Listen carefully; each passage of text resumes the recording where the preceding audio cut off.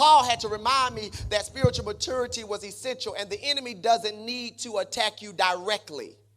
But if he can get us distracted in our own immaturity, he knows he has won. You got to understand what the enemy did so he don't come against you the same way in the next year. And I say the devil is a liar. He might come to distract us, but we will not be distracted with our own immaturity, because we will grow up and we will learn that we don't wrestle against each other.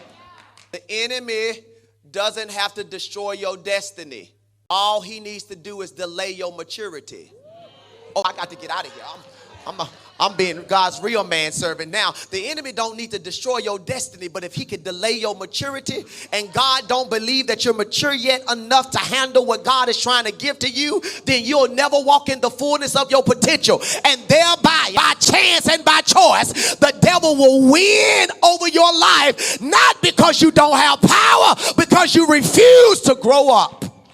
Look at your neighbor, say, you got to grow up. It's in your best interest to grow up, because your immaturity is delaying your blessing. It's delaying your prosperity. It's delaying the anointing that's on your life. It's delaying the answer to your prayer.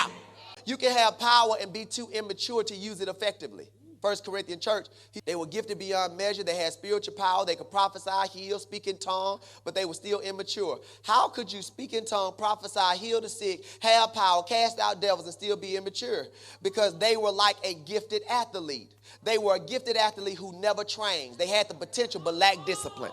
Spiritual gifts without godly discipline will lead to destruction.